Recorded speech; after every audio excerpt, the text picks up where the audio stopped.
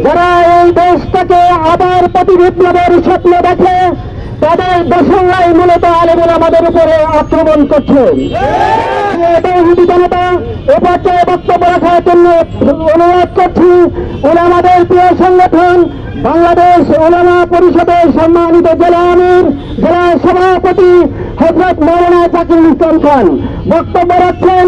উলামা নেতা হযরত মাওলানা জাকিরুল ইসলাম খান। আসসালামু আলাইকুম ওয়া রাহমাতুল্লাহ। আলহামদুলিল্লাহি রাব্বিল আলামিন, আসসালাতু ওয়াসসালামু আলা আশরাফিল আমবিয়া ওয়াল মুরসালিন ওয়া আলা আলিহি ওয়া সাহবিহি আজমাইন। সম্মানিত ভাই সাহেব, আপনারা শুনলেন যে গতকাল কৃষ্ণপুর ইউনিয়নের 9 নম্বর ওয়ার্ডের 8 নম্বর ওয়ার্ডের সম্মানিত সভাপতি জনাব মাওলানা সুলাইমান সাহেবের উপরে বর্বরচিত হামলা হয়েছে। তাকে হত্যার উদ্দেশ্যেই এই হামলা করা হয়েছে বলে আমার মনে হয়। সম্মানিত ভাই সাহেব, একজন আলেমের উপরে যখন হামলার সাহস পায় তখন আমাদেরকে চিন্তা করতে হবে এদের দৌরাত্ম্য কতখানি। এরা এখনো সেই ফ্যাসিস্ট সরকারের পদলোহন করেই চলছে। আমরা লক্ষ্য করছি এই ফ্যাসিস্ট সরকারের দোসররা কখনো ছাত্রলীগের নামে, কখনো রিক্সা লীগের নামে, কখনো আনসার লীগের নামে বিভিন্ন নামে তারা আত্মপ্রকাশ করে বাংলার এই সুন্দর একটা পরিবেশ বিঘ্নিত করার চেষ্টা করছে।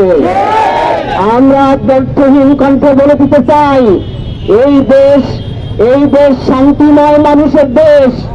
এই দেশের মানুষ শান্তিপ্রিয়, কোন প্রকার বিশৃঙ্খলা পছন্দ করে না। আর বিশৃঙ্খলা পছন্দ করে না বলেই বিগত 5ই আগস্টের যে ছাত্র আন্দোলন হয়েছে এই আন্দোলনের মাধ্যমে আমরা মনে করেছিলাম সেই দোসরদের আওয়ামী দোসরদের শেষ হয়ে গিয়েছে। সম্মানিত তৌহিদি জনতা, কিন্তু আমরা দেখতে পাই এখনো তারা বিভিন্ন রকম ভাবে মাথা চারা দিয়ে উঠছে এবং বিভিন্ন ভাবেই তারা আমাদের দেশের শান্তিকে বিঘ্নিত করার চেষ্টা করছে। সম্মানিত ভাই সাহেব, এই দেশের আলেম ওলামা যারা তারা জাগ্রত, তারা সচেতন, তারা এই দেশে কখনোই আর বিশৃঙ্খলা হতে দেবে না। অতএব সুলাইমানের উপরে যারা হামলা করেছে তাদের অনতিবিলম্বে আইনের মাধ্যমে তাদের বিচারের আওতায় এনে তাদের শাস্তিকে নিশ্চিত করার আহ্বান রেখে আমার বক্তব্য শেষ করছি।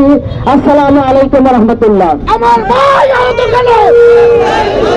আমার ভাই আহত কেন?